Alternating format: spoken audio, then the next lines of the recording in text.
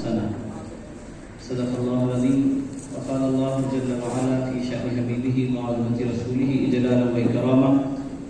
إن الله وملائكته يصلون على النبي يا أيها الذين آمنوا صلوا عليه وسلموا تسليما.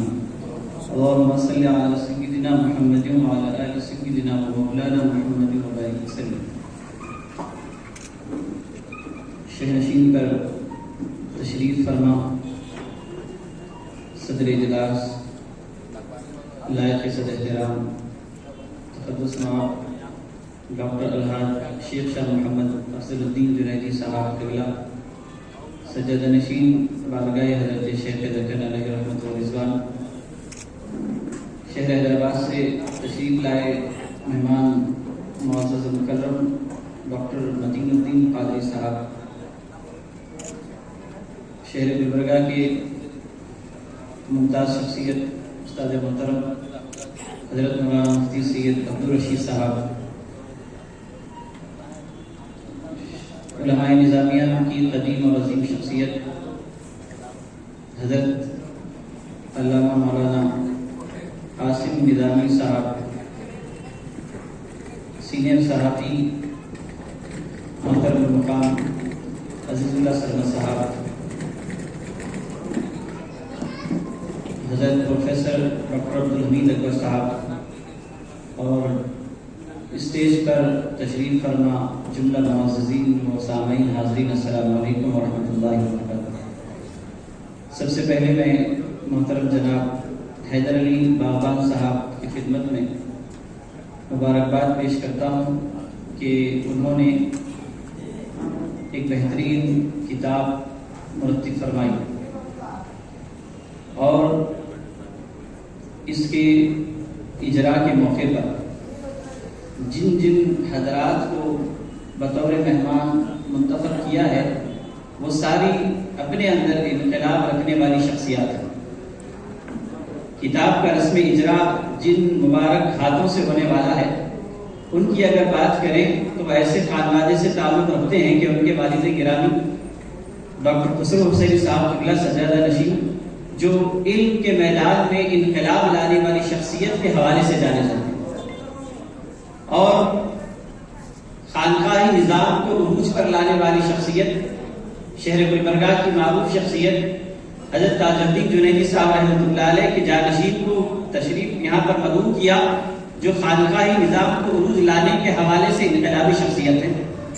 علم و تحقیق کے میدان میں اپنا لوہا منوانے والی شخصیت پروفیسر عبدالحمید اکبر صاحب کو یہاں مدعو کیا گیا،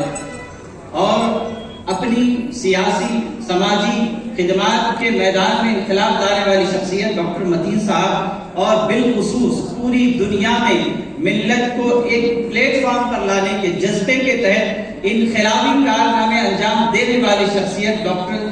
نبیر اعلیٰ حضرت علامہ توقیر رضا خان صاحب کو، اتنی انقلابی شخصیات کو ایک اسٹیج پر جمع کیا۔ تو میں ہمارے حیدر علی صاحب کو مبارکباد دیتا ہوں کہ انہوں نے بڑا اچھا اقدام کیا ہے، اور دعا کرتا ہوں کہ ان کے اس انقلاب سے ایک عالم انقلاب برپا ہو۔ کتاب کے حوالے سے گفتگو کروں گا، اور کوشش کروں گا کہ مجھے جو وقت دیا گیا ہے اس سے پہلے اپنی گفتگو کو سمیٹ۔ کتاب کا نام ہے داعیہ انقلاب حضور صلی اللہ علیہ وسلم۔ یہ کتاب کا سر وقت بھی دیدہ زیب ہے۔ اس کا آغاز نعت شریف سے انہوں نے کیا ہے، اور اس کا انتظام، کتاب لکھنے والا جب کتاب لکھتا ہے تو وہ اپنی ساری محنتوں کا جو صحرا ہے وہ ان لوگوں کے سر پیش کرتا ہے جس کی تربیت میں ان کا حصہ ہے۔ یہ اصل میں دیانتداری کا کام ہے، یہ اصل میں اور اپنے احسان مندوں کو یاد کرنے کا طریقہ ہے۔ تو اس حوالے سے حیدر علی باغبان صاحب نے اپنی ان کاوشوں کا صحرا اپنے اساتذہ کے سر چڑھایا، اور کہا ہے کہ ان کی دعاؤں اور ان کے والدین کی دعاؤں اور ان کے اساتذہ کی تربیت سے انہوں نے ان میں یہ صلاحیت پیدا ہو۔ بالخصوص والدین کے بعد انہوں نے اپنے ان اساتذہ کا ذکر کیا جنہوں نے ان کی تربیت کی۔